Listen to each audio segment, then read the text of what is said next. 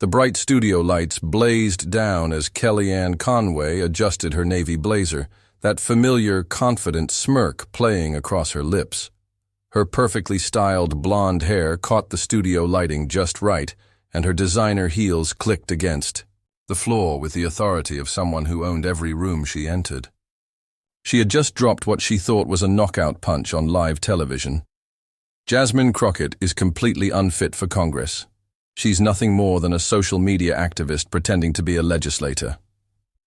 The audience stirred, some nodding, in agreement, others shifting uncomfortably in their seats. Conway's eyes swept the room like a predator surveying her territory.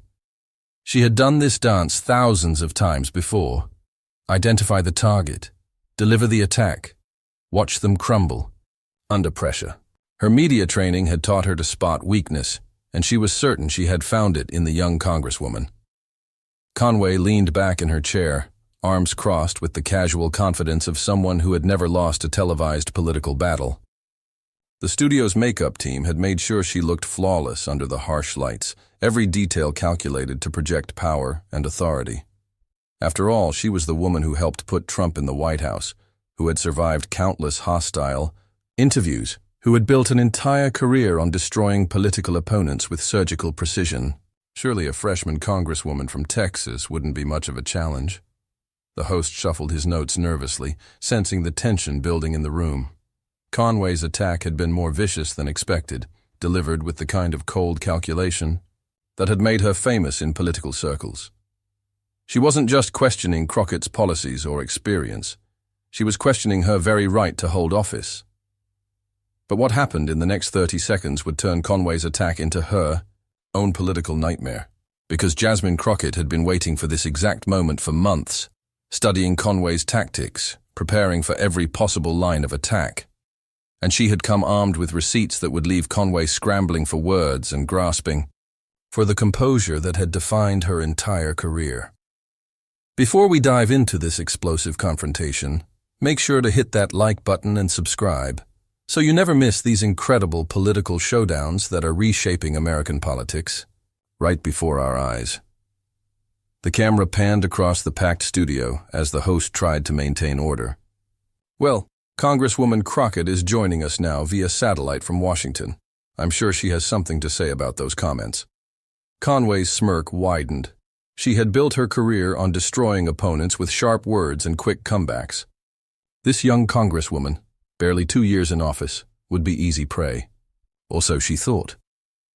To understand why this confrontation mattered so much, you need to know who these two women really are and what they represent in today's political landscape. This wasn't just another cable news argument. This was a collision between two fundamentally different approaches to American politics. Kellyanne Conway, 57, was no ordinary political operative. She was the first woman to successfully run a presidential campaign to victory, masterminding Trump's stunning 2016 upset against all odds and every prediction. Known for her razor-sharp tongue and supernatural ability to spin any disaster into a victory, Conway had become the undisputed face of modern Republican strategy.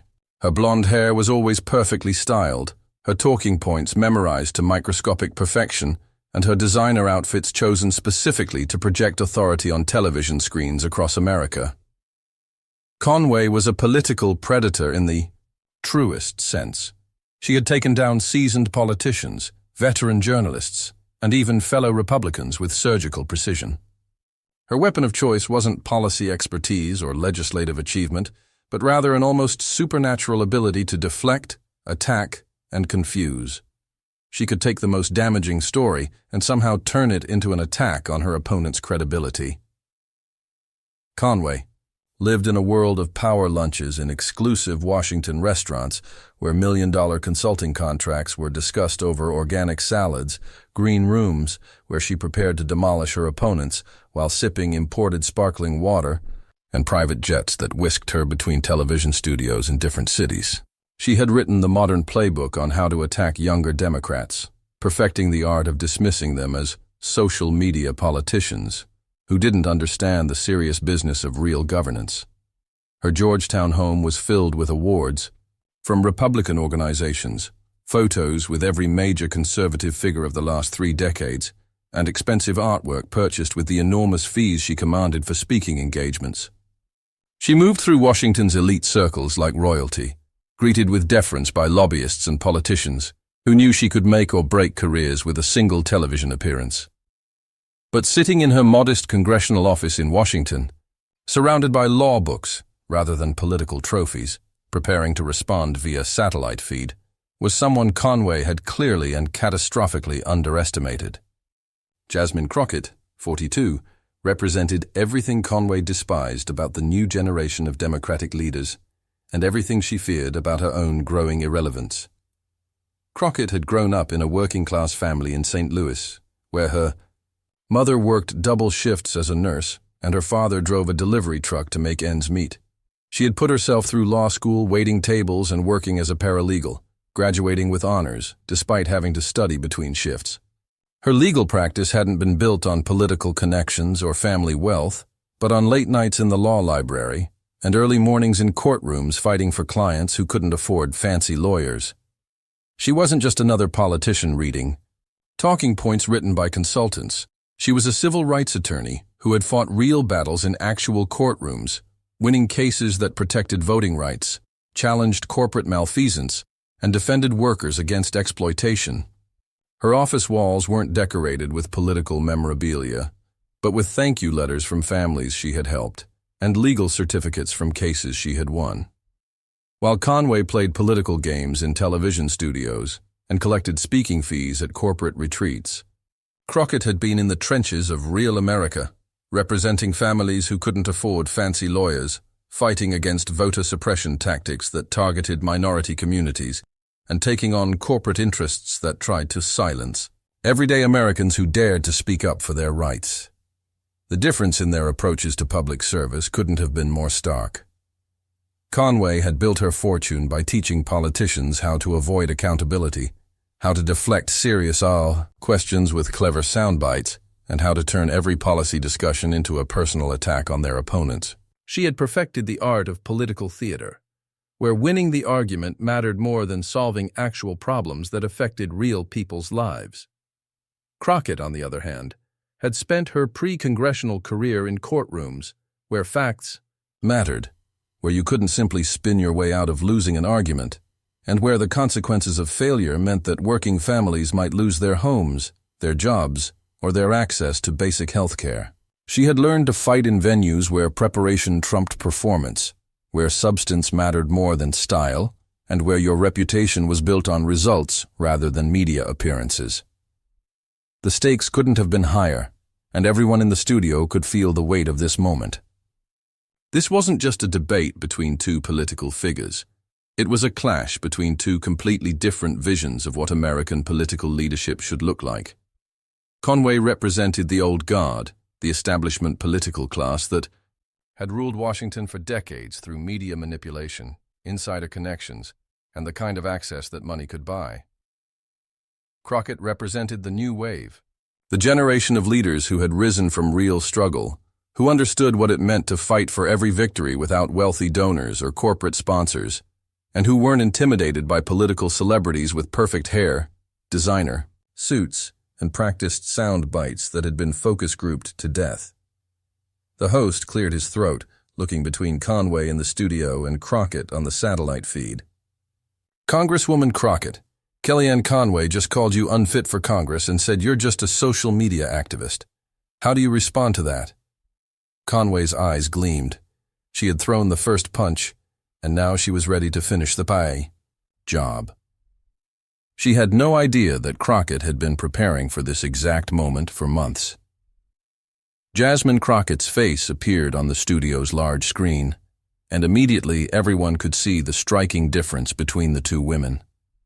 While Conway sat primped and polished in the studio, her makeup perfect and her posture calculated for maximum television impact, Crockett was in her actual congressional office, law books visible on the shelves behind her, legislative documents scattered across her desk, and the American flag draped naturally in the corner.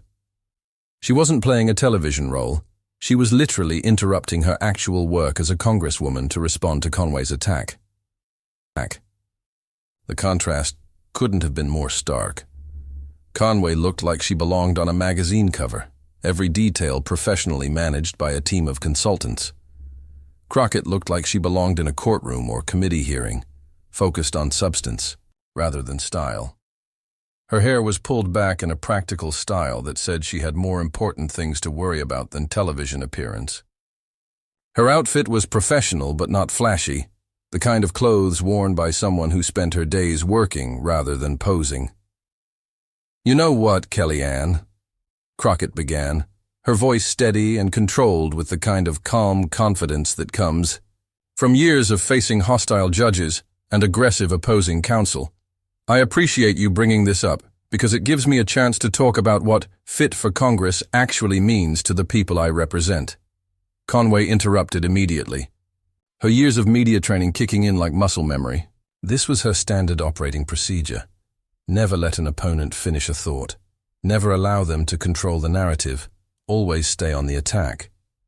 It means understanding how government works, not just posting viral videos on social platforms to get attention from your liberal base. The audience buzzed with nervous energy. They had come expecting a typical political discussion, but this was already more intense and personal than anyone had anticipated. The host shifted uncomfortably in his chair, realizing he might be witnessing something historic. Crockett smiled, not the practiced political smile Conway was used to seeing, but something more genuine and far more dangerous. "That's interesting. Coming from someone whose biggest political achievement was helping elect a president who governed by posting on social media at 3 a.m. The first hit landed. Conway's face flushed slightly, but she recovered quickly. President Trump accomplished more in 4 years than most politicians do in decades. "Like what exactly?" Crockett shot back. "Because while you were spinning his IQ failures on television, I was in courtrooms fighting to protect voting rights that his administration was trying to destroy." The tension in the studio was electric. Conway had expected an easy target, but Crockett was firing back with precision. The host tried to regain control, but both women were locked in combat now. Conway leaned forward, using her most condescending tone. "Congresswoman, you've been in office for less than 2 years. I've been in political strategy for decades. Maybe you should focus on learning how Washington actually works instead of grandstanding." This was Conway's signature move, the experience card. She had used it to demolish younger opponents countless times. But Crockett had been ready for exactly this attack. "Decades in Washington?" Crockett's eyebrows raised.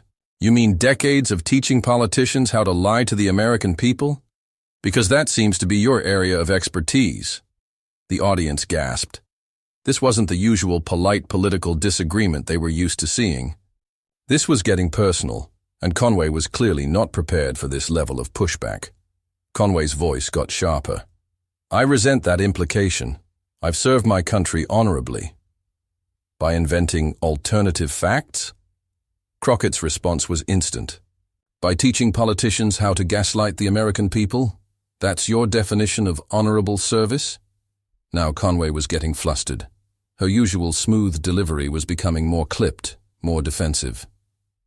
"I've always told the truth as I understood it." "The truth as you understood it?" Crockett leaned closer to her camera. "Kellyanne, the truth isn't subjective. Facts are facts. But you built your entire career on convincing people that lies were just different opinions." The studio audience was completely silent now. Even Conway's usual supporters seemed stunned by Crockett's directness. Conway tried to pivot, using another one of her standard tactics that had worked countless times before. "This is exactly what I'm talking about. Instead of focusing on legislation and governance, you're more interested in social media-style attacks and personal destruction." But Crockett was ready for this too, and her response came with the speed and precision of a prosecutor who had spent years in courtrooms facing desperate defense attorneys. "Social media attacks? Kellyanne, every single word I've said tonight is documented fact available in public records. But since you brought up my work in Congress, let's talk about it in detail." This was the exact moment Conway realized she might be in serious trouble. The confident smirk that had been her trademark for decades was completely gone now, replaced by something approaching genuine panic. Crockett wasn't just defending herself. She was about to go on a full offensive that would expose years of Conway's carefully constructed public image. In my first year in Congress, I've co-sponsored 47 pieces of legislation that directly benefit working families. I sit on 2 major committees where I've questioned everyone from bank executives who charged overdraft fees to struggling families, to pharmaceutical CEOs who raised insulin prices by 300% for diabetic children. I've held town halls in every corner of my district, including areas where I knew I'd face hostile crowds, because that's what real representation looks like. Crockett's voice was gaining momentum now, fueled by genuine passion rather than calculated political strategy. I've spent nights in my office reading 1,000-page bills that other members just vote on based on party leadership's recommendations. I've visited factories in my district at 6 a.m. to talk to workers before their shifts started. I've sat in hospital waiting rooms with constituents who couldn't afford their medical bills. The camera caught Conway's face as she tried to process this barrage of actual legislative work. Her entire career had been built on attacking people's qualifications, but she had never faced someone who could respond with such specific, verifiable accomplishments. What exactly have you done for the American people lately besides go on television shows to defend the indefensible and cash checks from corporate clients who profit from human suffering? Conway's mouth opened and closed like a fish gasping for air, but for the first time in her career, she didn't have a quick comeback ready. The silence stretched uncomfortably as millions of viewers watched her struggle to find any response that wouldn't make her look worse. Crockett continued, her voice gaining even more strength as she sensed Conway's weakness. You want to talk about fitness for office? Let's talk about someone who spent 4 years teaching the American people that truth doesn't matter, that scientific experts can't be trusted during a global pandemic, and that dividing Americans against each other was more important than uniting them around common goals. The satellite feed showed Crockett shuffling through some papers on her desk. Conway watched nervously, sensing that something bigger was coming. Actually, Kellyanne, since you questioned my qualifications, I think it's only fair that we examine yours. You've made quite a career out of attacking people, but how well does that record hold up under scrutiny? Conway tried to interrupt, but Crockett pressed on. The host gave me 5 minutes to respond to your attacks, and I intend to use every second of it. What happened next would become the most watched political clip of the year. Crockett reached for a folder on her desk, and Conway's confident expression began to crumble. Since you want to question my fitness for Congress, let's talk about your fitness as a political advisor, Crockett began, opening the folder. These are public records, Kellyanne. Everything I'm about to say is documented and verifiable. Conway's face went pale. She had walked into this interview expecting to ambush a young congresswoman, but she was about to become the one under attack. Let's start with your time as Trump's campaign manager. You've spent years claiming that you ran a flawless campaign, but the truth is quite different, isn't it? Crockett pulled out the first document. This is a financial disclosure form from your campaign. Would you like to explain to the American people why your campaign was nearly broke 3 weeks before the election? Would you like to explain how you almost lost the most winnable presidential race in modern history? The studio was dead silent. Conway opened her mouth to object, but Crockett wasn't finished. And then there's your time in the White House. You've portrayed yourself as this master strategist, but the records tell a different story. Crockett held up another document. This is a memo from the White House communications team, dated 6 months into the Trump presidency.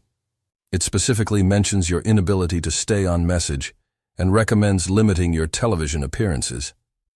Conway's face was now visibly flushed. Those are private documents taken out of context. Private documents? Crockett's voice rose. These were released through public records requests. There's no context that makes them look better for you. But Crockett was just getting started. She pulled out her phone and held it up to the camera. And since you seem so concerned about social media, let's talk about your own posts. The screen showed a series of screenshots that Crockett had prepared. This is your social media account from 2019. You posted 47 times defending Trump's claims about election fraud, claims that were later proven completely false in court. You helped spread the very misinformation that led to the attack on the Capitol. Conway tried to interrupt. I never supported violence of any kind. But you supported the lies that led to violence, Crockett shot back. You spent months telling Americans that their election had been stolen when you knew it wasn't true. How is that honorable service? The host tried to give Conway a chance to respond, but she seemed genuinely shaken. Her usual smooth talking points weren't working against someone who had come prepared with actual facts. Crockett wasn't done. And let's talk about your legal troubles. You want to question my fitness for office? You're currently under investigation by multiple ethics committees for your role in spreading election misinformation. This hit Conway like a physical blow. Her hands were visibly shaking now. But here's what really bothers me about your attack, Kellyanne. Crockett's voice became more personal, more direct. You called me unfit because I use social media to communicate with my constituents. But the truth is, you're threatened by politicians who don't need television producers and media consultants to speak to the American people. The camera caught Conway's face as she realized how badly this was going for her. I represent 750,000 people in my district. Every day, I hear from constituents about their real problems: healthcare costs, student loan debt, housing affordability. And yes, I use social media to talk directly to them about these issues. I don't need to go through television networks or political consultants. Crockett leaned closer to her camera. You've built your entire career on being the middleman between politicians and the people. But what happens when politicians can speak directly to their constituents? What happens when we don't need your services anymore? The studio audience was completely absorbed now. This wasn't just a political debate. It was a generational clash playing out in real time. That's what this is really about, isn't it? You're not concerned that I'm unfit for Congress. You're concerned that politicians like me don't need people like you anymore. Conway finally found her voice again, but it was weaker than before. That's not true. I'm concerned about the direction of the Democratic Party. The direction of the Democratic Party? Crockett's eyebrows shot up. Kellyanne, you helped elect a president who tried to overturn an election when he lost. You spent 4 years defending someone who attacked our democratic institutions. And you want to lecture me about political direction? The final blow was coming, and everyone in the studio could sense it. The tension was so thick you could cut it with a knife. Conway's usual supporters in the audience were looking increasingly uncomfortable, while others leaned forward in anticipation. Crockett pulled out one last document with theatrical precision, holding it up to the camera so viewers could see it was substantial, official-looking, and clearly damaging. This is your client list from your consulting firm, Kellyanne. Public record from your financial disclosures. Do you want to tell the American people how much money you've made helping corporations fight against the interests of working families? Conway's face was now completely red, her composure finally cracking under the sustained assault. My business dealings are completely legal and ethical. I've done nothing wrong. Legal, maybe. But ethical? Crockett shook her head with genuine disgust. You've taken money from pharmaceutical companies while they raised prescription drug prices on diabetics and cancer patients. You've consulted for oil companies while they fought environmental protections that would have saved lives. You've worked for banks while they charged predatory fees to working families who were already struggling to make ends meet. The studio was electric with tension. Every person in the audience was hanging on every word. Conway, the woman who had destroyed countless political opponents, was being systematically dismantled by someone she had completely underestimated. You took money from tobacco companies to help them fight anti-smoking campaigns. You consulted for private prison companies while they lobbied against criminal justice reform. You've profited from human suffering, and now you have the audacity to question my fitness for office? Conway tried desperately to interrupt, but her voice was weak and unconvincing. That's not... Those are out of context. Out of context? Crockett's voice rose with genuine anger. Kellyanne, these are contracts with your signature on them. These are checks deposited into your personal accounts. There's no context that makes this acceptable. So when you call me unfit for Congress, what you're really saying is that you're unfit to be taken seriously as a political commentator. You're unfit to lecture anyone about ethics or qualifications. Crockett gathered her papers and looked directly into the camera. The American people deserve better than political consultants who profit from division and lies. They deserve representatives who work for them, not for corporate clients. The silence in the studio was absolutely deafening, broken only by the quiet hum of television cameras and the barely audible sound of people shifting nervously in their seats. Kellyanne Conway, the woman who had never lost a televised political debate in over 2 decades of combat, sat completely frozen in her chair like a statue. Her perfectly applied makeup couldn't hide the shock and humiliation written across her face. Her mouth moved slightly, forming soundless words as if she was trying to activate some kind of emergency protocol that simply didn't exist for this situation.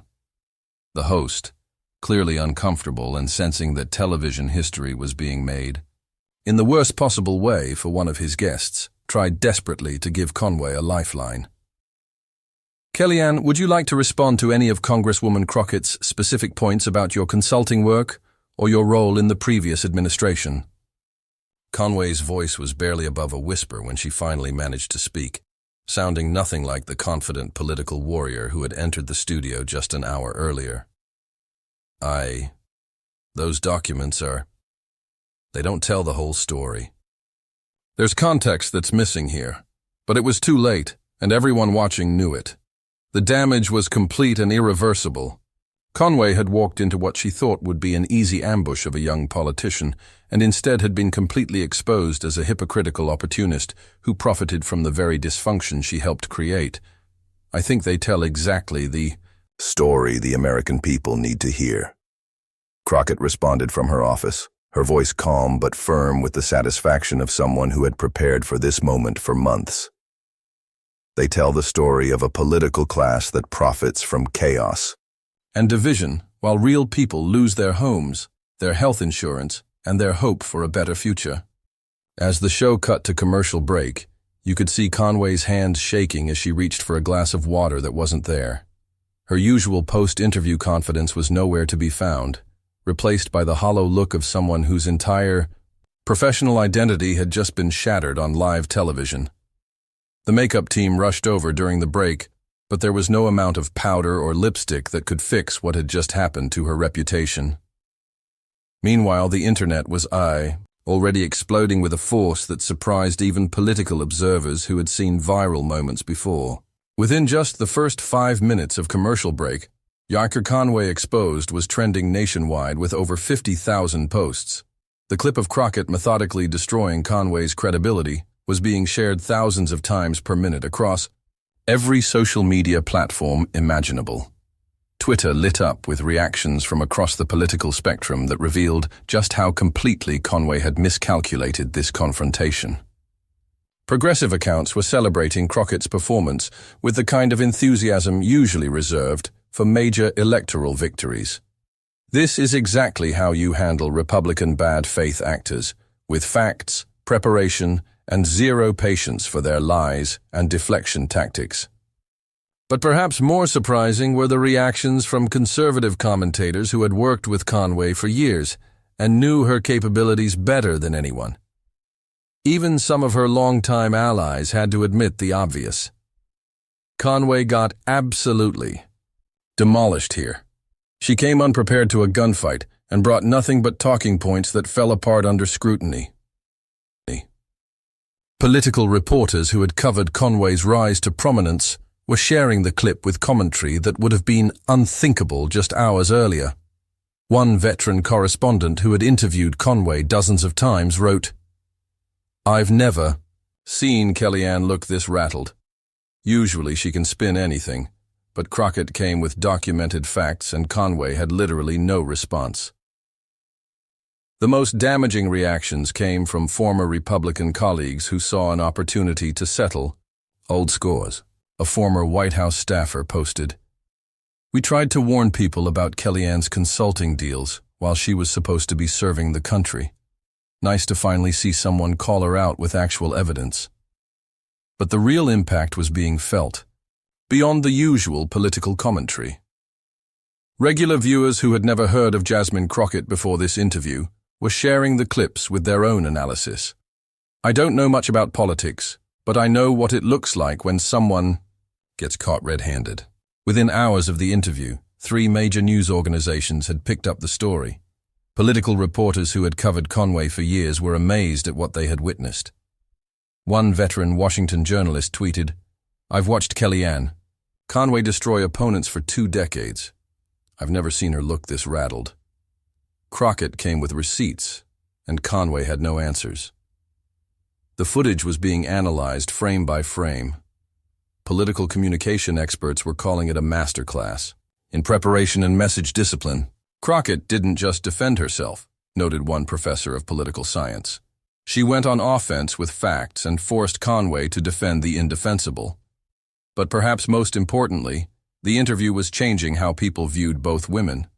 Conway, who had built her reputation as an unbeatable political fighter, suddenly looked vulnerable and outdated. Her usual tricks, deflection, attack, and spin, had failed against an opponent who came armed with documented facts. Crockett, meanwhile, was being hailed as the future of Democratic politics. Her combination of preparation, passion, and directness was exactly what many voters had been waiting for. She hadn't just defended herself against Conway's attacks, she had turned them into an indictment of everything Conway represented. The fundraising numbers told the story clearly. Within 24 hours of the interview, Crockett's campaign had received over $200,000 in small-dollar donations from supporters across the country. Her congressional office was flooded with calls and emails from constituents praising her performance. Conway, on the other hand, was facing a different kind of reaction. 2 of her major corporate clients quietly ended their consulting contracts within the week. Her speaking fees, which had been commanding 6 figures for years, suddenly became harder to book. The interview had exposed something that Conway's enemies had long suspected, but never been able to prove. That her reputation as a political mastermind was built more on media hype than actual results. When faced with a prepared opponent who wouldn't be intimidated, Conway's weaknesses became obvious. Political analysts began re-examining Conway's career with fresh eyes. Yes, she had helped Trump win in 2016. But how much of that was her skill versus Trump's unusual appeal and Hillary Clinton's unique vulnerabilities? When you looked at her record more closely, the failures started to outnumber the successes. Her time in the White House had been marked by constant controversies and communications disasters. Her post-Trump media career had consisted mainly of defending increasingly indefensible positions. And now, when given the chance to take down a rising Democratic star, she had been completely outmaneuvered. For Crockett, the interview represented something even more significant than a political victory. She had proven that the new generation of Democratic leaders could not only defend themselves against Republican attacks, but could go on offense effectively. Her performance was being studied by Democratic strategists across the country. How had she prepared so thoroughly? How had she maintained her composure while delivering such devastating attacks? How had she turned Conway's strength, her media savvy, into a liability? The answer was preparation and authenticity. Crockett had spent weeks preparing for the possibility of facing Conway, researching her background, gathering documents, and practicing her responses. But more importantly, she had fought from a position of genuine conviction. Unlike Conway, who was defending positions she had been paid to take, Crockett was fighting for principles she truly believed in. That authenticity came through in every word she spoke, and viewers could feel the difference. The interview was also being seen as a fundamental turning point in how Democrats should approach media combat with bad faith Republican operatives. For too long, Democratic politicians had allowed figures like Conway to set the terms of every debate. to control the narrative through aggressive attacks, and to put their opponents on the defensive from the very first question. They had been reactive rather than proactive, defensive rather than offensive, always playing Conway's game by Conway's rules. Crockett had shown a completely different path forward that other Democrats were already studying and attempting to replicate. Instead of just defending against Conway's predictable attacks, she had flipped the entire script and put Conway on trial for her own record of deception and corporate sellouts. She had used Conway's own documented history against her and forced her to answer for years of political manipulation and profiteering that had damaged American democracy. This wasn't just about better debate tactics. It represented a fundamental shift in how political confrontations could work, when one side came prepared with facts while the other relied on outdated playbooks filled with deflection and personal attacks. Democratic strategists across the country were already circulating internal memos analyzing Crockett's approach, breaking down her preparation methods, and recommending that other candidates study her techniques for future media appearances. The broader implications were staggering for the entire political establishment. If other Democratic politicians followed Crockett's example, coming prepared with documented evidence, refusing to be intimidated by manufactured outrage, and going on offense against bad faith actors with their own records of hypocrisy, it could fundamentally change American political discourse forever. The old Republican strategy of attack, deflect, and spin would become not just ineffective but actually dangerous for anyone who tried to use it. Republican operatives were already adjusting their strategies. The old playbook of attacking younger Democrats as inexperienced or unqualified suddenly seemed much more dangerous. If those Democrats came prepared to fight back, the attacks could backfire spectacularly. Conway herself seemed to recognize that something fundamental had shifted. In the days following the interview, she turned down several television appearances and canceled a planned book tour. Sources close to her reported that she was reassessing her media strategy. But for Jasmine Crockett, the interview was just the beginning. She had proven herself on the national stage, and suddenly everyone wanted to know what she would do next. Speaking invitations poured in from across the country. Other Democratic politicians began reaching out for advice on media strategy. The young Congresswoman from Texas had become a national figure overnight, and she had done it by refusing to be intimidated and fighting back with facts and conviction. The dust settled from the interview. One thing was clear. American politics had witnessed a changing of the guard. The old era of political spin and media manipulation, embodied by figures like Kellyanne Conway, was giving way to something new, a generation of leaders who would fight back against lies with truth and who wouldn't be silenced by political bullies. The interview between Conway and Crockett would be remembered as the moment when the future arrived and the past finally got the reckoning it deserved.